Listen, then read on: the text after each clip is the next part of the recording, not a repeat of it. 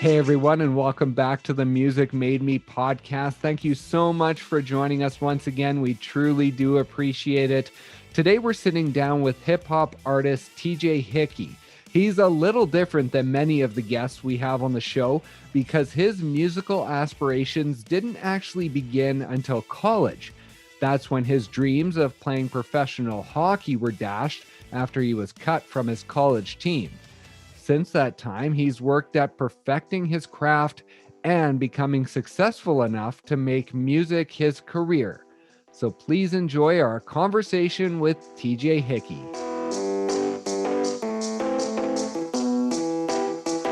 Most of the time when I'm talking to musicians, it's like, oh, there was a spark when I was 2 or 3 that kind of led me down this path. But you're different than that because when you were younger, it was more about sports, right? Yeah, absolutely. And I think that's like the most important thing that I want people to know about me. And as I've gotten older, I've realized that you become more of a, how do you help other people that are just starting out doing this? And the most important part for me is that I had no musical talent, no musical drive. I literally had no idea what I was doing. I just spent hours by myself with a laptop and headphones just writing songs. And it just slowly blossomed into this. But yeah, like you said, there was no 2 or 3-year-old, like I'm going to be a musician because both my parents were musicians type of moment. It was very forced, as I would say. I made myself do this. Right. And with your parents and with growing up, was there music around the house? Like, did your parents listen to music and was it a part of your life just sort of in the background as far as listening to it goes? So, I have both my grandparents were musicians on my dad's side. So both of his parents, Okay. his mother played 7 musical instruments, Oh, and wow. his father sang in the church down the street where we grew up. But they always say that music kind of skips a generation. Yeah. And so my parents, no, music was not a big thing in my household. We'd go up and we'd see my grandfather sing, and we'd like playing the piano and stuff like that, just kind of casually. But I wasn't drawn to it. It wasn't something that interested me, and it definitely wasn't pushed in my household as something to do. It was very much a shock for me to look back, and I'm sure it was for my parents too when I first started doing this. And back in your early days, it was more the 90s rock that you were listening to, right? Yeah, I was listening to 90s rock. My dad was a really big Beatles fan, so I really listened to, like, if we went to hockey games or football games, he was always listening to the Beatles. And then it's funny because when I became like 13, 14, 15, rap was like really starting to like take over, and G Unit and Lloyd Banks and Eminem were starting to come out, and I used to make him listen to it. And before you know it, he'd be asking me to put on like some of the Lloyd Banks and G Unit songs because he started to like them too. So it was kind of we started with the Beatles, and then we got into rap when it became a little bit more popular. Right. And obviously now you have a voice, you can sing. And so back then when you were listening to that 90s rock, would you sing along? Like, did you know that you could sort of carry a tune back then at least, or was that not even on your radar?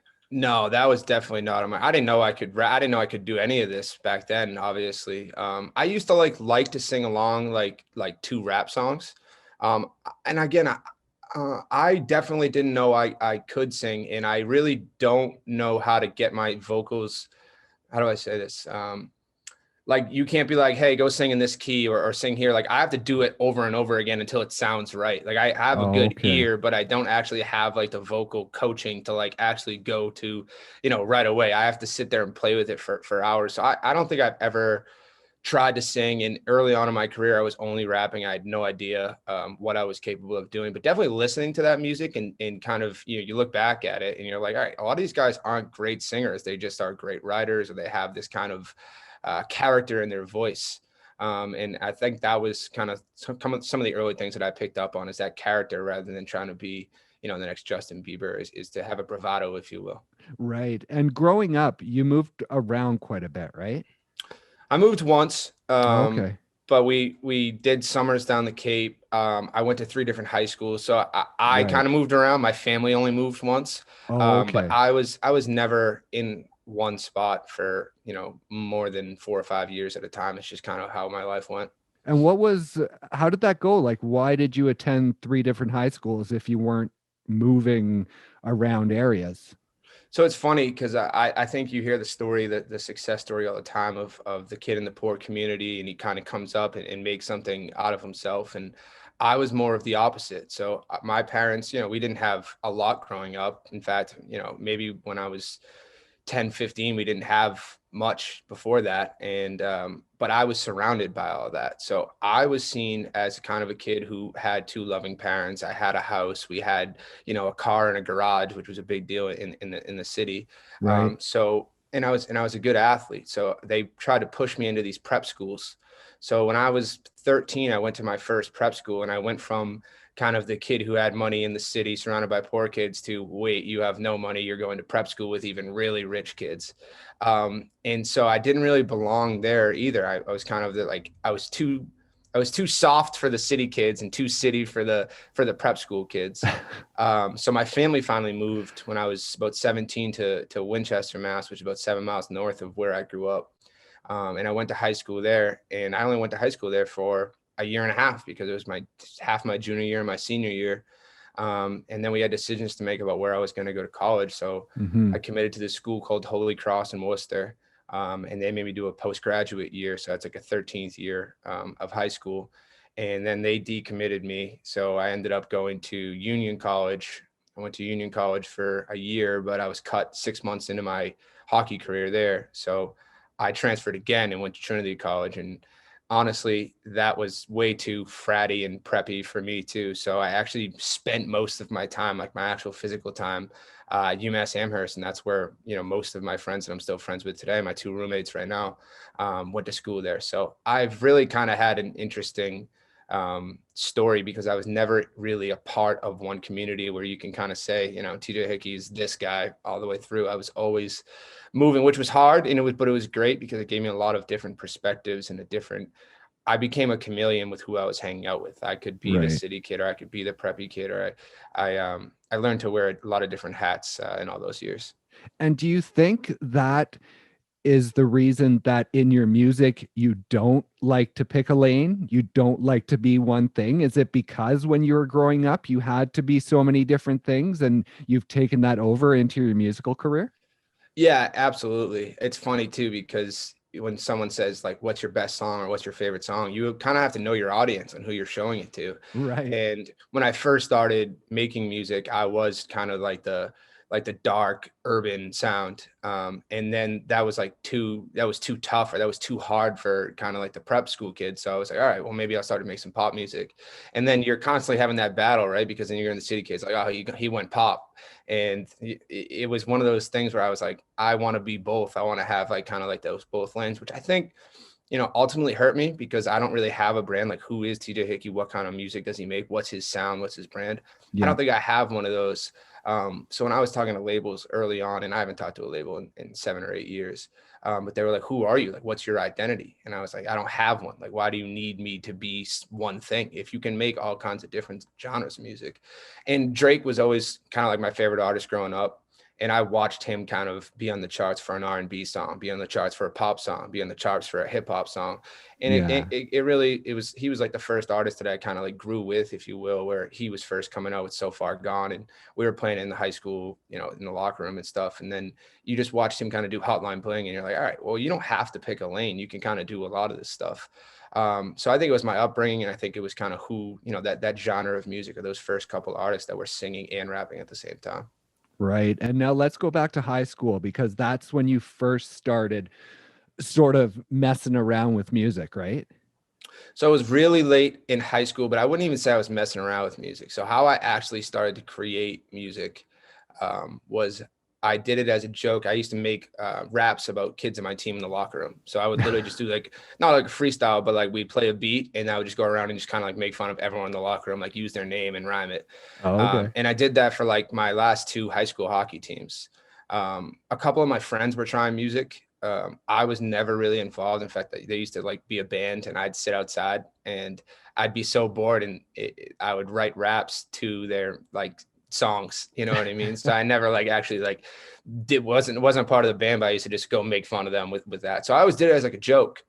And then when I got cut from unions, when I really started to take it, I don't want to say seriously then, but I had so much free time. I went from someone who was constantly doing sports. I had 6 a.m. lifts, and you have class, and you have your team meeting, and you'd be traveling. And so I had all this, all of a sudden that was gone, like a blink of an eye. And I had so much time on my hands.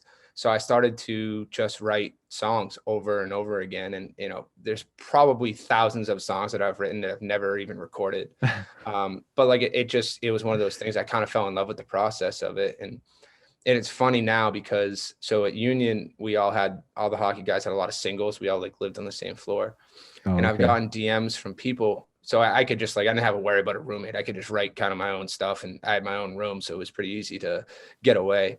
And I've Right. had people message me saying like, hey, like you have no idea who I am, but I used to walk past your dorm room when you were a freshman and like listen to you just like trying to rap. And we were like all kind of like creeped out. It was just all these loud noises and stuff like that. And it's like, I can't believe you are where you're at from there.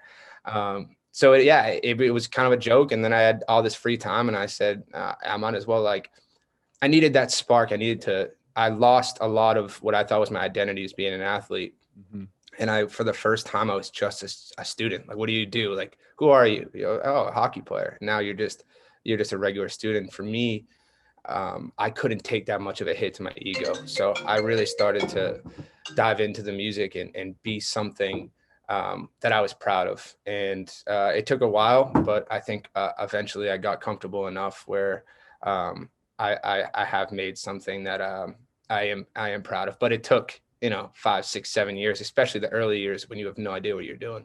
Yeah. And when did you start sort of reaching out to other people rather than just sort of sitting alone in your room doing it?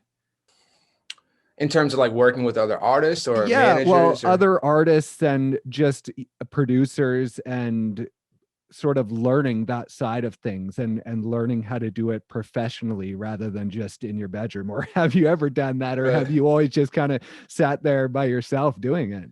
I mean, I still sit here by myself, and now that I have, like the real technology, it's a little bit different. But I always went to studios, and it's very organic, right? So you start off in like a kind of where everyone goes as a studio, and you have an engineer, and you kind of have different engineers, and sooner or later, engineers take a liking to you. And so I've worked with kind of engineers throughout. At the beginning, it was kind of unsteady, but you get a guy that you like, and he likes you, and you kind of figure out what you're doing. And then artists are kind of like coming to the studio, but I didn't really like working with people until recently. And I think there's a lot of reasons. I think my music is pretty hard to, a lot of people brand themselves and I didn't. So who do I sound like? Who can I work with? I really didn't get along with artists. I had more of an athlete personality. I thought Right. artists were like really corny people because they're constantly, the ego is even bigger than an athlete, if you will. Like, this song isn't spiritual enough, and it felt forced. But if you look back at guys like, the Mike Studs of the world, the Sammy Adams of the world, they were athletes. So I think I started to, identify with them, and they started to come up. So I started to see kind of this whole genre of frat rap. I think at the beginning is what it was, Right. and them get success. And I think that really kind of helped me, reach out and learn. And I had some people, Louis Bell. I'm not sure if you know him. He's a Grammy nominated producer. He's from Boston. He did like my first 3, 4, 5 songs like ever, like in a real Okay. studio. And so And how now he did you works get with, hooked up with him? it was one of those like organic things where you're just kind of like, you're going to random studios, you're just meeting people. And he wasn't really a well-known person. He was working with this artist named Malfi in Boston, and Malfi was pretty big in the New England area. And you kind of just fell into it. It's a lot of like relationships. We were friends with Tyler Sagan, who played for the Bruins. And Oh, so okay. we'd go to bars and he'd be there. And it was just kind of one of those things. And he was like the first real engineer where he took that kind of singing thing to the next level, where he was like teaching me actually how to vocalize and harmonize and a lot of that stuff. And he's working with Post Malone, Justin Bieber, Selena Gomez. He's off the charts now, but he was like the first guy where I was like, okay, like we can start working with these people. And he was working with artists, right? So he was working with a lot of the bigger names in New England. And it was at first I didn't want to do it. And now I think you'll see, obviously on this album, there's a lot of features, but I think even further in 2021, there's gonna be even more features because now it's about organically spreading the music. Before I wanted to like beat everyone, like I wanted to be better. Right. And now it's like, hey, like you come at you both hear the same beat, but you come at your angle, I'll come at my angle, and we'll see how it works. So it took a while, but I think eventually we got there in terms of working with other people. And what were those early days like in reaching out to people and starting to get a foot into the industry? Like, what is that industry like to get into? Oh, it's horrible. I mean, the Yeah. music industry in general is just it's really horrible, which is why those organic relationships are so important. Like me being friends with Tyler Sagan and going to bars and being seen as someone who was kind of, in the in crowd, that was easier to start talking to a Lewis Bell than it was when you're emailing Sammy Adams, or you're emailing, Tory Lanez, or what, any of these people that were kind of like coming up at that time, because they're not going to answer, they're going to charge you $10,000 or whatever it Yep. was. And the other part of it is you realize that artists, I don't want to say they're scared of you, but like they're very territorial, right? It's like how many of these athlete rappers can we have in the game? Right. Like, so they don't want to open the door to you. And that took me like a very long time to understand, because I was always wondering why people didn't want, me to go on tour with them, or they didn't want, and I considered them to be, somewhat friends. Right. But you realize it's a competition, and there's only, they think, and I disagree, but there's only room for a couple of people that can do this kind of stuff. So it was definitely hard at the beginning of this, and it takes, and I tell everyone this, it really just takes longevity, and you have to be able to do this for you, because if you're going to do this to get that song with that major artist, or you're going to do that song to do this to get that song to get a million plays, you're gonna fail. You're gonna stop at your first failure. And Right. I've said this multiple times. If I had zero fans, I'd still do this. Like the actual process of coming in here and just writing a song by Yeah. myself without anyone hearing it before it's done is kind of like my favorite thing to do. It's having the million plays and all that stuff is obviously a huge goal, but doing it, the actual process of it is my favorite part. And coming over from sports, you're obviously a natural athlete, and in your hockey career, it was probably you had to battle a bit, but not as much as the music industry. So when you first started to think, I want to make music a career, mentally, how did you get through those first few years of grinding and getting over that self-doubt and, the anxiety that can come with that? What was that process like for you? So it was similar to hockey. You're always the big pond, the big fish in the small pond, but then you enter the next level, right? So at hockey, if you're a big high school player, then you go to college and kind of have to start all over again. Right. And for me, it was the doubt. Like I fed off that. When people told me I couldn't do it, and I wasn't good enough, or I couldn't get there, that for me was like enough where I was like, okay, now I'm going to do it.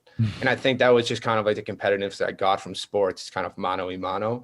And Right. music isn't really like that, but I took that mentality and brought it there. So when I first started, I had so many people making fun of me.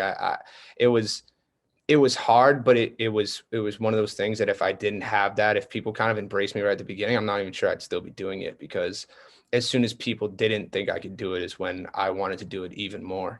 Oh, okay. Um, So it wasn't like a crippling fear that you would get. It was a Sometimes, motivating. right?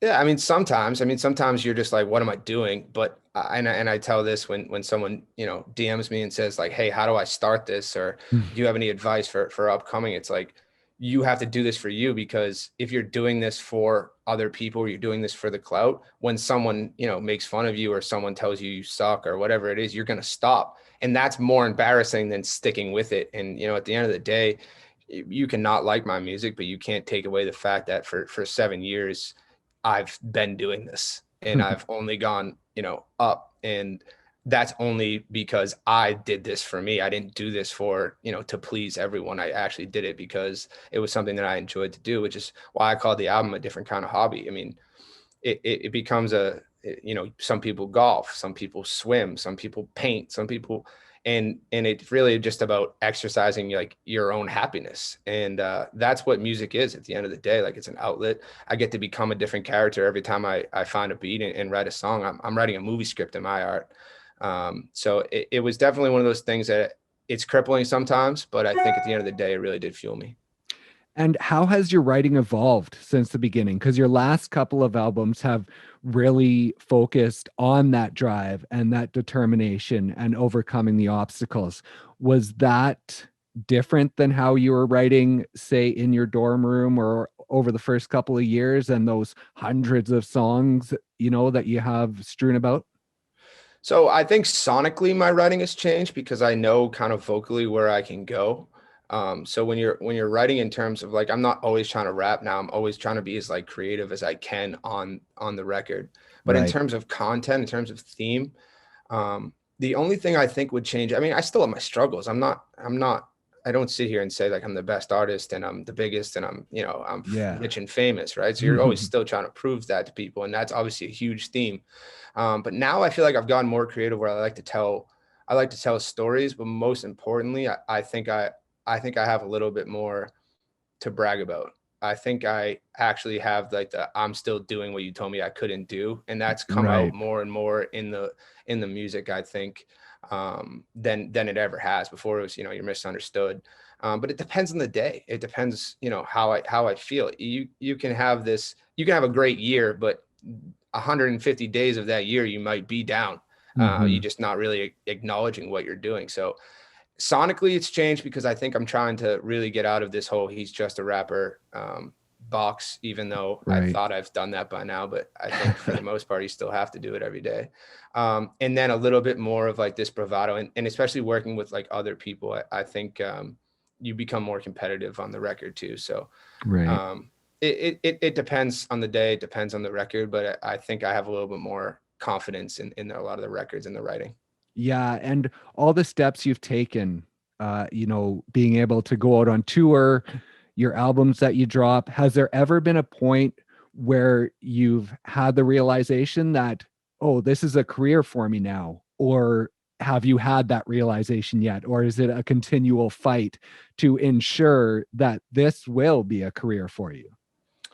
It's a continual fight. I mean, you have such good days and bad days in this industry that like some days you don't want. I don't think I'll ever stop making music. So I don't want to say I give up on that, but like give up trying to reach that next level because it's so much more than just making a song and throwing it on the internet. It's just unfortunately like there's just so many factors that go into it, good and bad. Hmm. But I've always wanted to be a songwriter. That's always been my goal. But it's kind of like a hockey player that wants to be a coach. You have to Right. be the player before you can be the coach.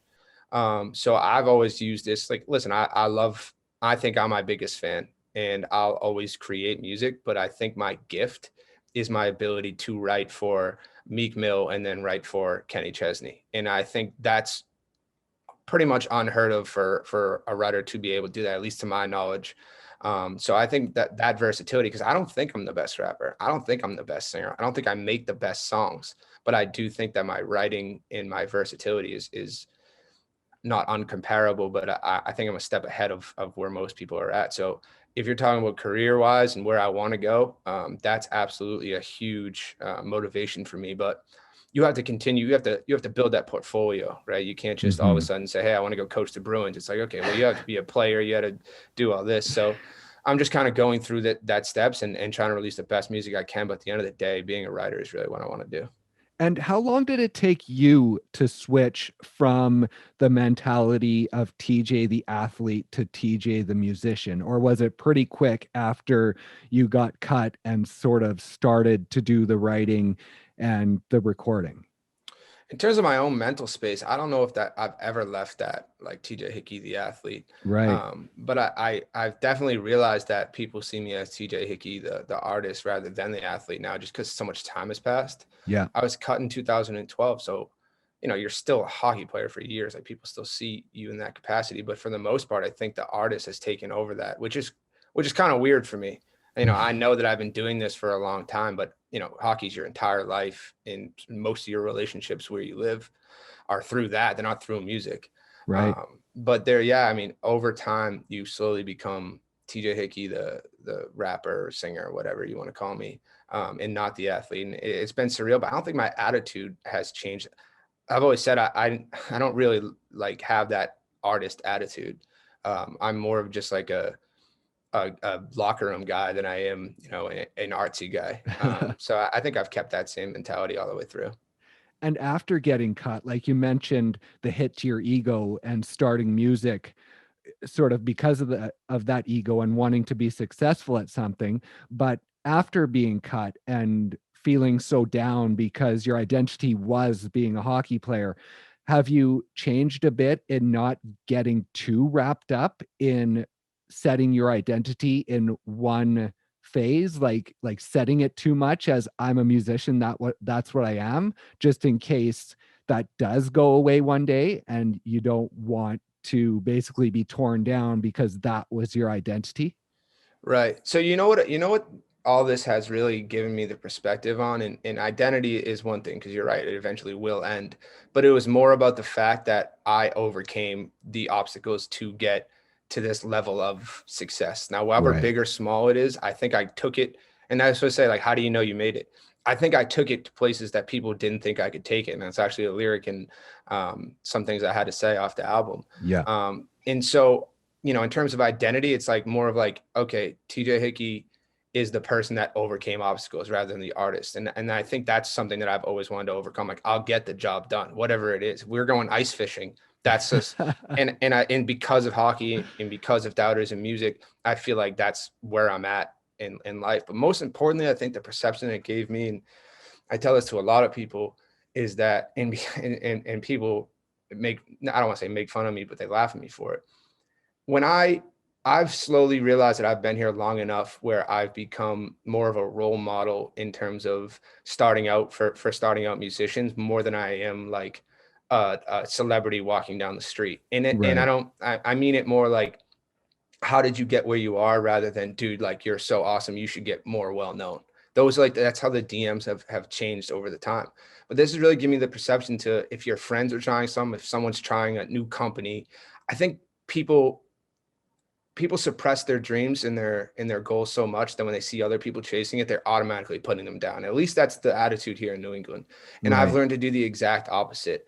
If you're looking at my Instagram, I'm constantly just like, people are like, hey, I'm starting a new company. Do you want to, be the brand ambassador? It's like, no, but I'll put you on my Instagram. Like, I'll put you up, because I never got those chances. And someone who's trying something new or different that you don't see them as, and that's like, if one of my friends said today, I'm just going to go be a doctor, old me would be like, dude, you're not a doctor. Like, you have no medical, like, you have to go to medical school. Like, you have no drive, whatever I would say. Doing music and all these years of being told that I couldn't do it, now I would be like this. I'm with you. Like, what do you need? How can I help? And that's really what that perception of starting music and losing my identity and gaining a new one has done, is never push anyone down on their goals or their dreams. If they're starting a company, if they're going to be a lawyer, whatever they're going to do, just support them. Because when I was down and I was first starting this and people tell me I couldn't do it, I would have liked to hear, hey man, like, how can I help? And that's how you create the most promoted relationships as well too. So that's definitely the biggest perspective I've taken from this. And now let's talk about the new album. When did you decide to start compiling the material for this one? So, the reason it's 31 songs is because like 85% of it was done in right here, like right in my like walk-in closet. And I could have filed it down, but I said to myself, like, all those songs should be together. Right. Like 3, 4, 5 of them, like the All on Me, Jokes on You. There's probably like three or four of them that they were done before, like they were already gonna be on the album. Oh, okay. And then COVID hit, and then it was Yeah. like, all right, it's just me, and it wasn't even done on this microphone. I don't think one song from the album was done on this microphone.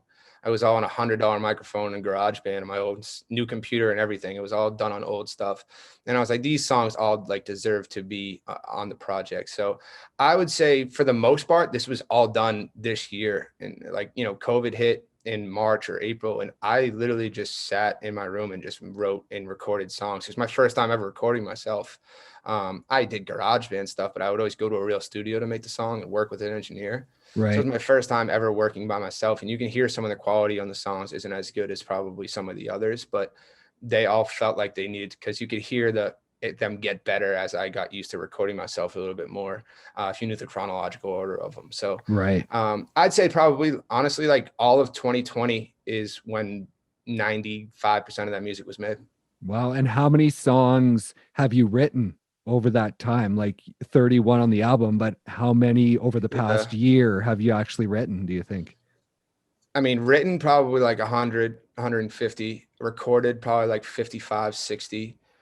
What's funny is like when I record the song, and again, I always said I'm my biggest fan. Like I usually want to release it, and I need like someone to be like, hey, like don't release this, because I'm like, you like learn to like respect the song. So you're like, I want the world to know, even if one person likes it. But unfortunately, I couldn't make it anything longer than 31. So I did make a decision to cut, 15, 10 of them, whatever it was. And is that the great thing about these days in releasing songs, in that you can release this album now, but then those, say, 15 that you cut over the next year, you can just throw them out one at a time if you want. You don't have to wait till you have an album, or just say, oh, I'm not going to release those because I wasn't able to on this album, so now they're just gone. Yeah, it is the best part. And I'm sure some of them will come out because, over time you start to like songs even more or Mhm. less. But I think there's a couple of the songs I was actually just listening to a couple where I was like, I don't know. I think these could, I think fans would like them. But I grew up on albums. So Right. if you look at the album for what it was, I'd say 20 of the songs were released, in the weeks coming up to the album, like every single Friday. But I wanted to wrap them up because first of all, people miss singles, right? You don't Mhm. sitting there every Friday looking for a TJHickey song every single week. And so I think a lot of people miss them, and if they get listened to, all together, it's easier for people to understand the story, understand the versatility versus just single, single, single, single. So Right. I think it's cool that you get to release a single, but I did want to wrap it up and to be an album, to be more of like a cohesive project rather than just releasing a single every week. And do you like sort of the roughness of the ones that you recorded yourself? Or do you think in the future, when we're back to a little bit of normal, you'll maybe re-record those and re-release them? I don't think I'd re-record them, but there are records that I wish I could have done in a real studio with a real engineer. You always wonder like what a record could have been had you done it, with professional equipment, professional people helping you do it, and not just, me in a walk-in closet with $100 microphone. Even just Yeah. having, this microphone, which isn't, that much more than $100, but just having that kind of like I didn't have auto tune. I didn't have any of those things. I just had GarageBand. So I'm trying to hear my own pitch and stuff like that. And when you're always experimenting, I always say like on every song I'm experimenting. I don't have a comfort zone with the song. So there are some of those that are raw, but I do think there is a little bit to it to say, hey, I recorded this for $100 in my room rather than, the $5,000 studio microphone. But I don't think I'll re-record them, and that's a problem I always have, is because I think I could write a song. So you fall in love with new stuff all the time. Like going back and actually reworking a song is one of the hardest things I have to do, because a new idea pops up, a new beat you like, whatever it is, it's really hard to go back. Right. And you talk about the writing. Have you taken steps in writing for other people at this point? So I was doing a lot of that before COVID. I've written a couple of like my friends' songs. I've co-written with a couple of people. I think I'm just starting to get into that because I was really so focused on me that it's so hard to give up one of like songs that I like and Right. like ship it off. Like I'm getting closer to that, but like I almost need to go in with like the mind state of like, hey, this isn't for me, so like don't fall in love with it right away, because I Right. have written a couple songs for some people and I belong to a couple like branches of labels as a writer, but I always just like the song myself and want to record it. So but I am starting to, especially since this album is out, starting to do more of that. And you talk about the steps to do it and equating it to hockey, and you're not just going to jump from the minor leagues to the pros. So what is it like in the writing world as opposed to the music world, in breaking into it and making those connections and becoming respected within that area? Yeah, I mean, so I'm not there yet. I don't think I have that book of songwriting. What I don't think I could do, and I think a lot of writers do this, is they all kind of like get together, like a group of 4 or 5 writers, and write a song together. Yeah. I don't think I can do that. Right. I think I work better by myself. And I don't want to be arguing with people over like what lyric goes here and stuff like that. Now, when it comes to like arrangement, I think, you can ship a verse and a hook off to someone and they can kind of play with it and take what they want from it. But in terms of like sitting there and collaborating, I don't think I could do that part of it. So I'm not in the songwriting world, but I can tell you that I've already had conversations with a lot of people that have kind of been my mentors throughout the ride. Sammy Adams is a great example of just trying to like navigate from being an artist to being a writer, and those relationships, those managers, those people that are going to go pitch those songs to those bigger artists.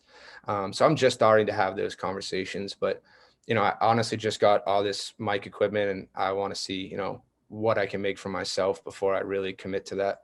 Right. Yeah. Is that the future for you right now? Now that you can basically sit in your walk-in closet and record yourself, is that the future Yeah. for you?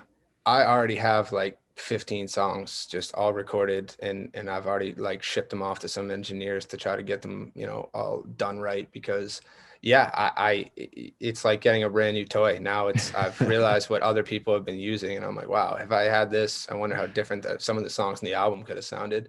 But it's all it just takes time to like actually get used to recording yourself and knowing what it's going to sound like once it's, has a little EQ or has some reverb or whatever the sound you're going for. It just takes a little bit to get used to it. And I feel like honestly, just the last like 2 weeks, I've really gotten into a pocket here where like I'm doing things faster and I'm realizing, what I'm capable of doing. And I read in an interview, you said you don't really like to look back at where you've come from. You always just like to look ahead. But when you do sort of reflect on where you are right now, are you pretty proud of what you've been able to do? It's funny that you said that because I just wrote a song about that.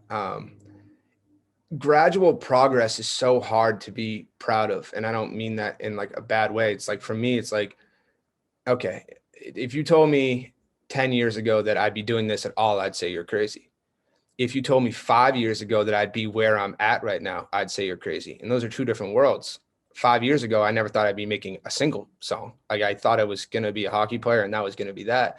And then 5 years ago, when I started, if you told me I'd be working with, Sammy Adams and Sage the Geminis and all these people, I'd be like, there's no way I'm going to get there.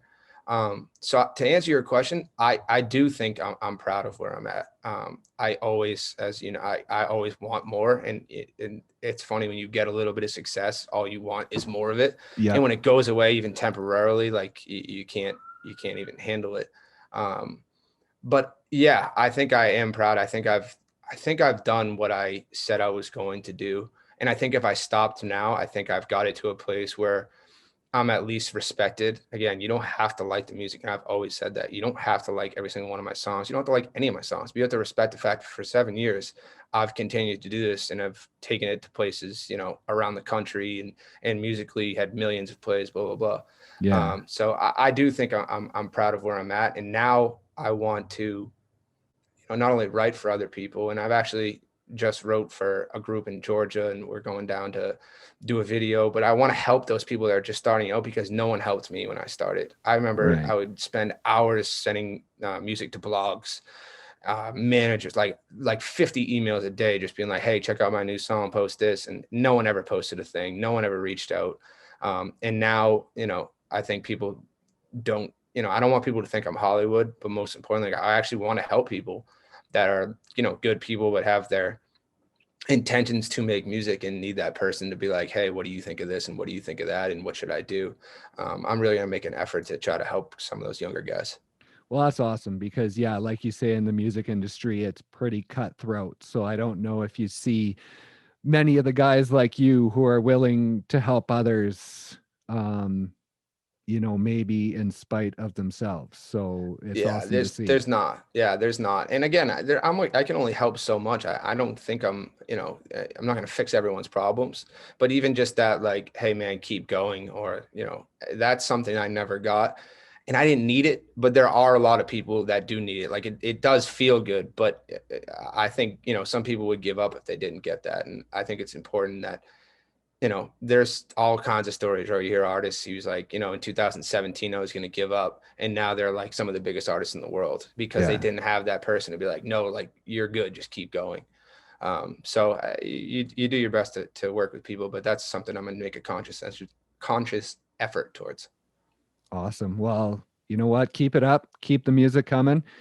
And yeah, thanks so much for taking the time to talk to us and tell us your journey a bit. No, thank you. I think it's important for guys like you that get to know the artist behind the music, right? And I Yeah. think, when I watch an interview or of one of my artists, I like the person more because you're actually seeing kind of who they are before it. So I think it's, guys like you that are giving, us artists a platform to talk about ourselves rather than the music is the most important part about this, because you're building fans of you, not just fans of the music. And those are two different things sometimes. So no, I appreciate you having me on. Thank you guys once again so much for listening. And thank you to TJ for sharing his story and for being someone who's supporting the younger generations of musicians. Now, please be sure you are liking, sharing, following, subscribing to us on whatever streaming platform you are listening on. It truly does help us in coming back each and every week with conversations with your favorite artists. Thank you so much once again, and we'll see you next time on The Music Made Me.